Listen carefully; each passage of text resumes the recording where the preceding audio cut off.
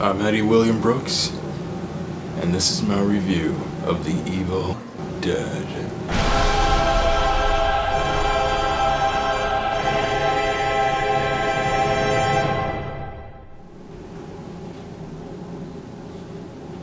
Oh, hey there! I was just reading the Necronomicon, the Book of the Dead, with my sunglasses.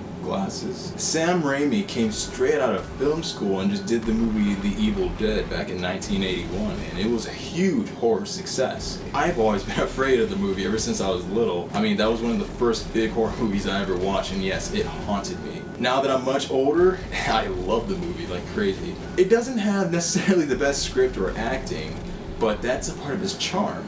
So when the Evil Dead remake, or re-envisioning, came about, the trailer came out, and you know me, I'm hardcore, like a lot of you hardcore viewers right now. We went and watched the Red Band trailer, not the tame theatrical trailer. Who watches theatrical?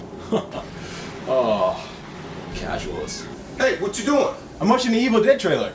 Red Band? No, theatrical. Casualist. So I watched the Red Band trailer, and I instantly thought, this may be the one good remake we have. And considering the fact that the original creators behind the original movie were behind this one, not as in they're creating it, but they're producing it, I was so ecstatic. And it looks so gritty, so realistic, so... Why am I still holding this? It looked great and fantastic. The trailer was just... It was hardcore. I loved it. So it finally came out to DVD a couple days ago, and I decided to watch it. After my initial viewing, here's what I have to say about it. The plotline is pretty similar to that of the original, which is just a group of teenagers who come to a cabin in the woods, except for a totally different reason. It's a lot better than it was in the original movie, which was actually pretty much for no reason, really. And the reason I say all this is because upon my initial viewing of Evil Dead 2013, I'm not gonna lie, I was disappointed. But then I went back and watched the original Evil Dead and then thought, okay, the new one isn't so bad after all.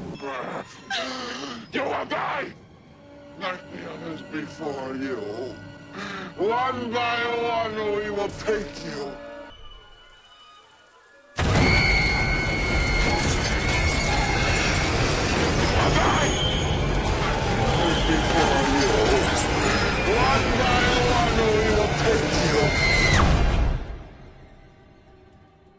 You are all going to die tonight. And with that said, the scripting is pretty much the same as the original.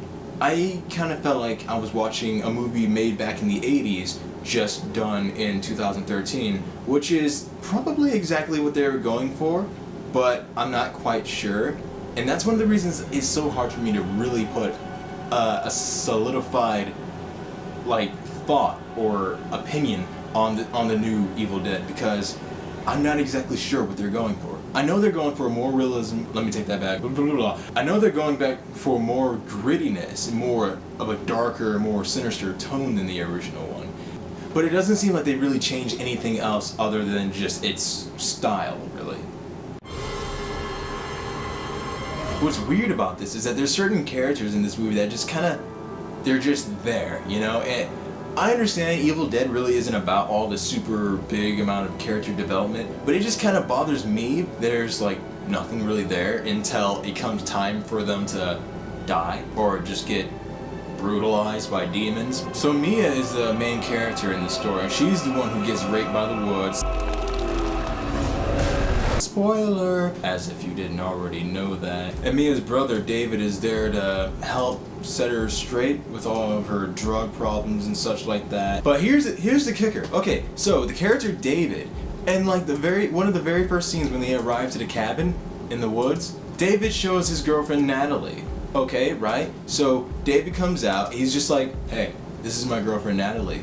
That's the first time we ever really see her, and that's the first time she ever really says anything, or if there's any indication whatsoever that she is the girlfriend to David. David has more interaction with Olivia than he does with Natalie throughout the whole movie. Eric seems like an odd guy. Okay, he has the glasses, he's usually quiet, but then he comes out with the smart remarks sometimes, and I had trouble trying to figure out exactly what kind of guy he is. I see what kind of people they are, but I can't fully figure them out. So yeah, those are pretty much the characters, and pretty sadly enough, I had to actually write their names in and categorize them just to remember who was who, because in the actual movie, I heard their name. There's certain characters I've heard the names of like once, and then like I just didn't remember them. Or they'll show up once, and then they'll be like gone for almost the whole movie, and just come back when it's time for them to die.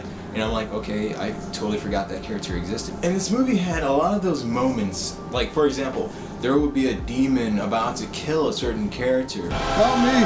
He's about to kill me! And then another character has a shotgun to shoot the demon. Well, it's not a shotgun, but it'll have to do. But guess what happens? He sits there and lets the demon pulverize the helpless guy on the ground. He's pulverizing me! And he does this not once, but about 2 to 3 times throughout the movie. I'm just waiting for the script to tell me when to shoot. In the structure of the movie, the structure of it isn't so bad, but I love the editing. Okay, I will say that. I will hand him that. I do love the way the movie was edited. It was very intense. I love that. The fast edits, the quick and intense moments, there's the unrelentless terror in the style of the way they're presenting everything. Yeah, I do appreciate that a lot. But it's just, there's certain things that really bug me, like little events that occur that are big deals in the original movie. Like for example, when they finally find this, the Necronomicon in the basement, it's covered up and banded with barbed wire. The character Eric, he just cuts it all open, and then he just goes to, Book of the Dead. Do not read out loud. I'm gonna read this all out loud. La la la la la la la. It's scratched out over here. I'm going to sketch it so I can see what it says. Read out loud. Read out loud. Read out. Oh crap! I didn't unleash something. So yeah, that really bothered me. It was like, really? Is this character just really just that stupid? That's really how it's all gonna go down? Because he's just that stupid. Anyways, I really loved the way they found the cassette in the original movie, where there's a recording of someone who had previously visited the cabin, and he spoke the words through the cassette, and then that's what unleashes that. I really loved that. In this movie, not so much. This movie, random guy, random book, random reading, just disobeys all it says and just goes total rebel, and in the process causes demonic forces to arise. See little rebels out there? You see what you can cause? Nah, I don't know where I was going with that. I released something from that book. Something evil. Music is a huge upgrade from the first movie. As in the first movie, you got the 80s and 70s kind of funk music.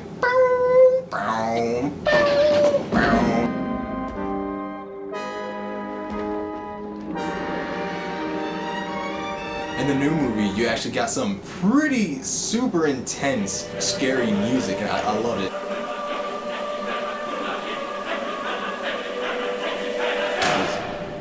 I'm gonna be honest, I love the Evil Dead soundtrack. On a scale of 1 to 10, how much would I rate Evil Dead 2013? Let's see. It's really difficult. I really wanted to rate it like a 7.4. But then after watching the movie, I just didn't feel comfortable giving it a 7. I felt more comfortable giving it like this. I would probably give it like a 6.4 instead. A 6.4, yeah. That seems to work. Not lose our heads, okay? With any luck, it'll stop raining in a couple hours, and we'll be able to cross the creek in the morning, and we'll take her to a hospital.